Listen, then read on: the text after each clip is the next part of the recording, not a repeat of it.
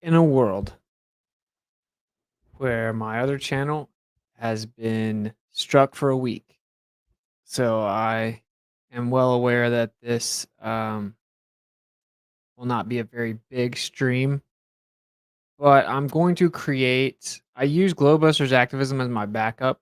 I'm going to create like a Wits It Gets It 2.0, and then I'll just start bringing people over to Rockfin if we're going to cover anything, and then I'm trying to get Rumble started. So if you guys would share the show, that would be ideal. The YouTube link will only be valuable for so long. We're gonna go over to Rockfin. I'm gonna drop the link in the chat, in the YouTube chat again.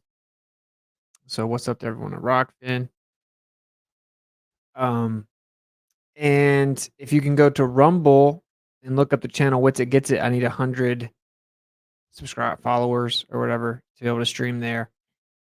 So cool. There's that. There's not really much to say. I'll cover a couple of things while we're here on YouTube, and then we're gonna go over to Rockfin.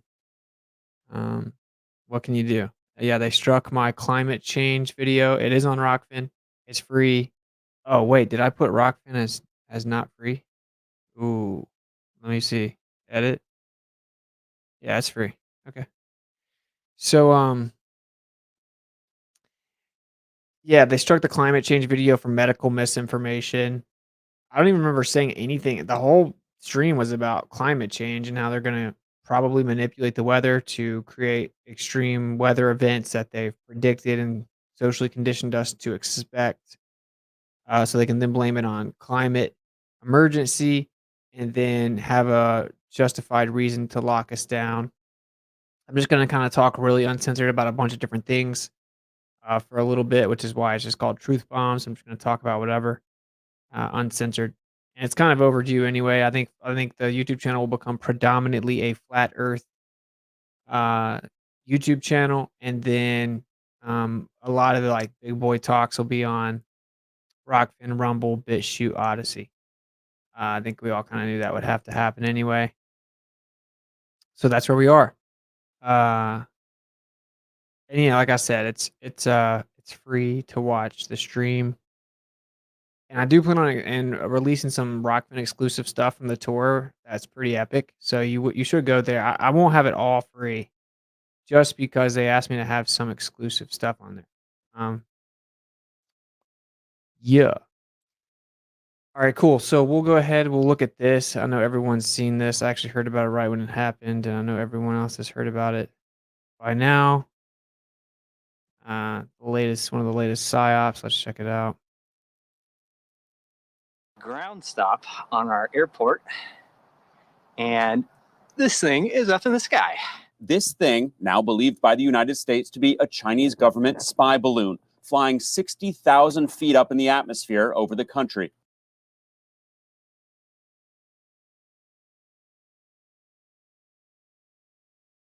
What happened?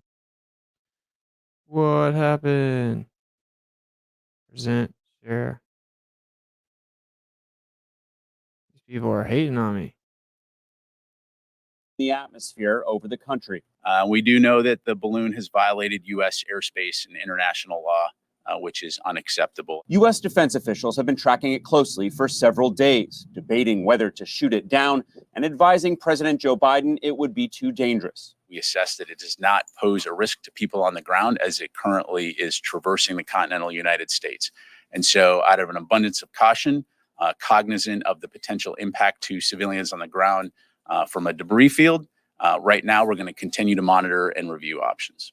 The news breaking just days before Secretary of State Antony Blinken was due to travel to Beijing, the administration's highest level trip to China so far. The trip now postponed, despite a rare Chinese apology and claim that the balloon was for civilian purposes and floated off course. The presence of this surveillance balloon in U.S. airspace is a clear violation of U.S. sovereignty and international law, that it's an irresponsible act, and that the PRC's decision to take this action on the eve of my planned visit is detrimental to the substantive discussions that we were prepared to have. The Pentagon says steps have been taken to protect sensitive intelligence targets on the ground. The balloon is the size of 3 buses, equipped with solar panels for power and a surveillance payload. Satellite and other data indicate the balloon may have originated in central China, with weather patterns pushing it out over the Pacific Ocean into Canada and down into the United States, where it has been crossing Montana and into Missouri. It can maneuver itself and has changed course,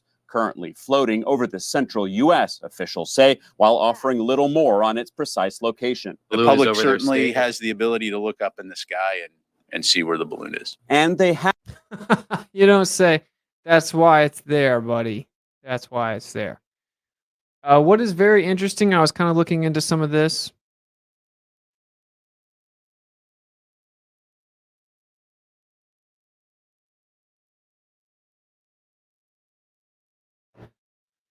And check this out.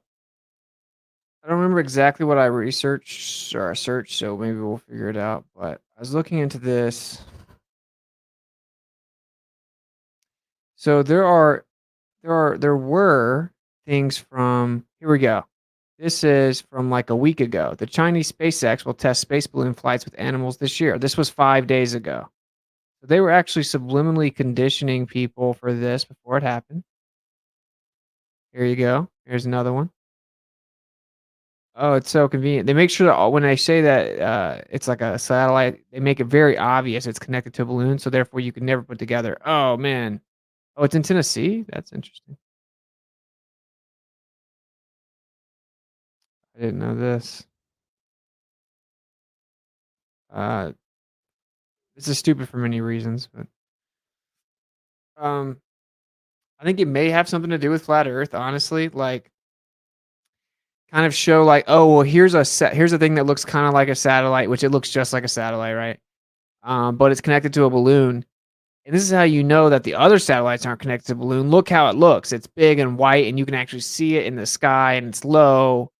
When of course, like you could have a transparent one that's much higher, and you would never see it. But of course, they're not gonna. Let's not talk about that. So over here, see what this is talking about. Lawmakers quick to tell the president it needed to be shot out of the air. Now, the Pentagon has since come out and said that will not happen.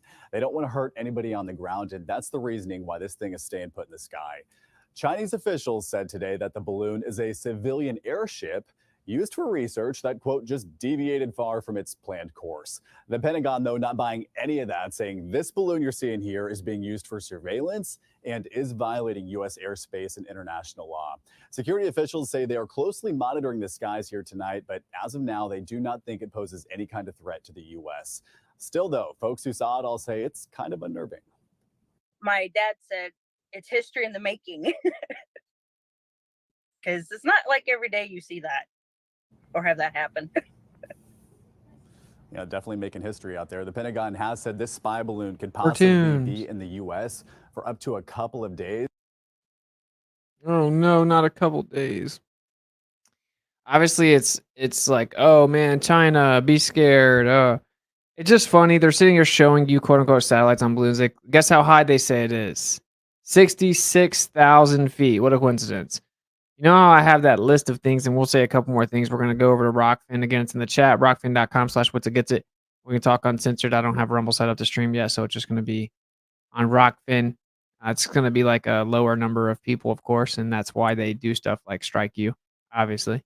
But I always say, yeah, gravity discovered, or the circumference in nautical miles is like right at 21,600, which is 6 times 6 times 600, and the North and South Arctic circles are at 66.6 degrees. Now they say 0.5 degrees, and it goes on. The curvature rate, we're going around the sun 66,600 miles per hour on a 66.6 degree tilt. You guys get it. And then when was this gravity discovered? 1666, and it's 666 newtons on the Earth. And when was the Salenilian eclipse, which debunks the globe Earth? When was it first observed? 1666. I recently found out they claimed that they discovered the Martian ice caps, as in the ice caps that are allegedly on Mars, in 1666. What a coincidence. So I guess that was a busy year. So anyway, yeah, I think they just kind of want to normalize the idea of involving people, everyday quote unquote citizens, which is property of a state. But to kind of be like, oh, we're involved in this. Could we shoot it down? Like, get all worked up, have the memes go around about how like we would attack it, just to kind of like desensitize us to the idea of war. And they obviously want to utilize the idea of geopolitical conflict and tension and anxiety and war like they always do. And just the fear of it, the threat of it alone. We were talking maybe they'll use this to shut down space so they don't really have to keep faking space because they claim they were going to go to the moon, which they obviously are not. I don't even think they'll be able to fake it. I think that that would just be too risky. So, yeah, maybe like, oh, well, space travel is just not safe. Certainly not private space exploration. We now have like tensions going up in the sky. This has benefit lots of things. Of course, one of the bot responses when you talk about how space is fake or outer space travel, at least you'll hear them say, "You think all the space agencies are in on it, are working together?" Like, yeah, they all in our Antarctic Treaty, but this will kind of really make that seem more like a legit position, right? Where um, they're going to be going at each other. So China and Russia and America all kind of going. They already started this with Russia like pulling out with the ISS, and that's I think it's to make it look more legit. Like all these space agencies are competing, and that was the original trick, of course, with the Soviet Union, the Cold War, which lasted like 40 years. So that's hilarious. Okay, so we're gonna go over to Rockfin now. Um, I will be streaming to here while I will be streaming to here into Rockfin for the next 5 days.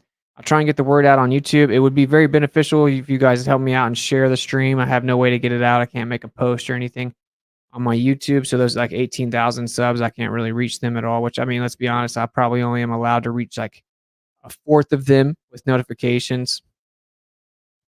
So yeah, that's kind of where we are. I'll set up a Widget gets it 2.0. We'll build that up so everyone just automatically know where to go in the future. And then we'll build up Rockfin and stuff like that. So rockfin.com/widget it's free. I think you do have to like have an account. You don't have to pay for an account. You just have to have an account. I do encourage you paying for an account though, as it supports all of the truthers that are not censored there. But what is it, like $15 a month? You get access to all of them. Do what you do though. It will be free. So cool. We're gonna get into the other stuff I want to talk about. I just want to just talk. So thanks for kicking it on YouTube. Seek and Speak Truth Unequivocally. For the next 5 days, we'll have streams that will at the least start on here. And I may do like a Skull and the Glovers on here or something since we weren't able to do it like planned. All right, cool. So I'm not positive how to end it though for YouTube, but we're going to try.